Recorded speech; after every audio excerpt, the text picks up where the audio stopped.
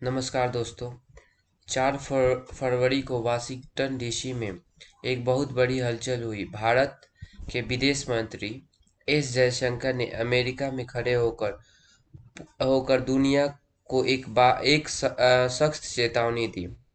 उन्होंने कहा कि क्रिटिकल मिनरल्स की सप्लाई चेन में एक्सेसिव कंसंट्रेशन यानी हद से ज़्यादा एक तरफा कंट्रोल पूरी दुनिया के लिए एक बहुत बड़ा खतरा है।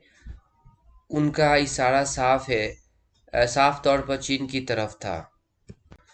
लेकिन कहानी सिर्फ बयानों की नहीं है। अमेरिका ने अपनी ऐतिहासिक गलती मानते हुए $12 बिलियन का एक बहुत बड़ा प्रोजेक्ट लॉन्च कर दिया है।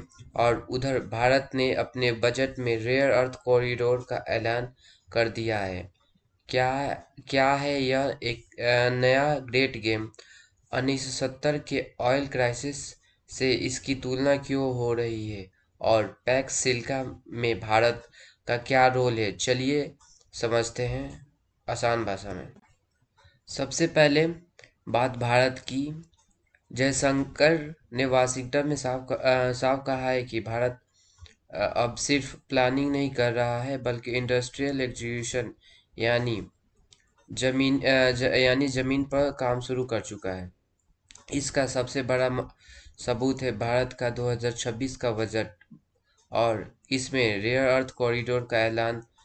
दोस्तों, इसका मतलब बहुत गहरा है। भारत अब सिर्फ जमीन से खनिज निकालेगा नहीं बल्कि उन्हें प्रोसेस करेगा, करेगा और उनसे मैग्नेट बनाएगा।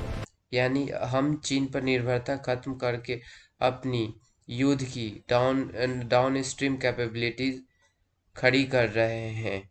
जयशंकर ने इसे डी रिस्किंग का नाम दिया है, यानी खतरे को कम करना।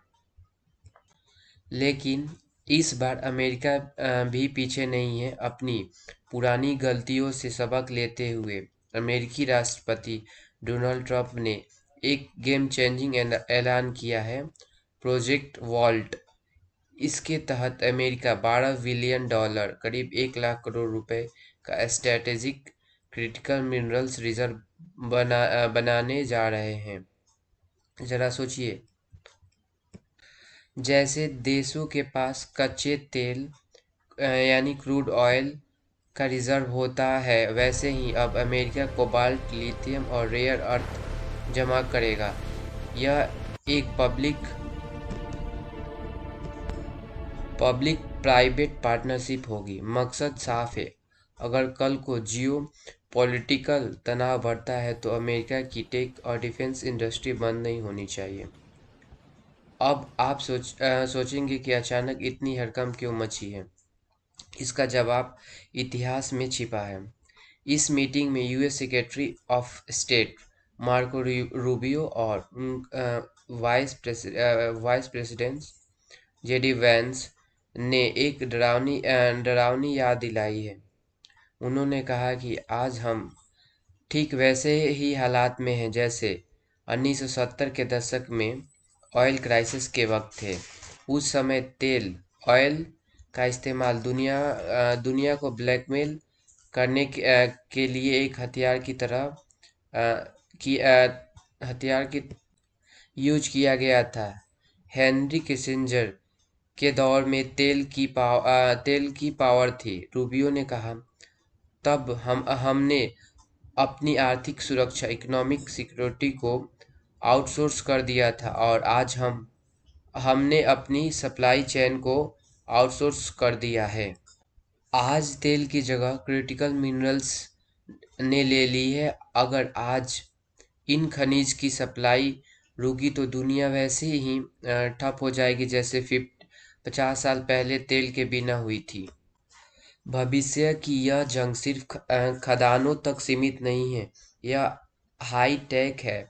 यहाँ एंट्री होती है एक नए शब्द की, पैक्स सिलिका। सिलिका यानी सिलिकॉन, जो आपके फ़ोन और कंप्यूटर की जान है। बेंचमार्क मिनरल इंटेलिजेंस की रिपोर्ट के मुताबिक भारत और अमेरिका के बीच पैक्सिलिका कोएलिशन पर बात चल रही है। अगली बड़ी दौड़ सिर्फ खनिजों की नहीं बल्कि सेमीकंडक्टर और माइनर मेटल्स की है। ये वो सुविधा है जो मिसाइल गाइडेड सिस्टम से लेकर स्पेस रॉकेट तक में लगती है। भारत का रोल यहाँ सिर्फ एक खरीदार का नहीं बल्कि एक ट्रस्टेड पार्टनर का है, जो चीन का एक ठोस विकल्प यानी अल्टरनेटिव बन सकता है। तो दोस्तों, तस्वीर साफ है। वाशिंगटन में एस जयशंकर का बयान और ट्रंप का प्रोजेक्ट वॉल्ट यह बताता है कि दुनिया का रिसोर्स सिक्योरिटी को लेकर सीरियस हो चुका है।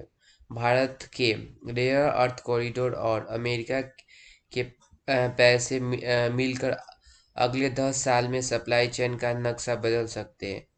आपको क्या लगता है, क्या भारत प्रोजेक्ट वॉल्ट और पैक्सिलिका जैसे इनिशिएटिव का फायदा उठाकर अगला मैन्युफैक्चरिंग हब बन सकता है? अपनी राय कमेंट में ज़रूर लिखिए।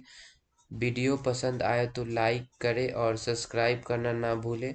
तब तक के लिए जय हिंद।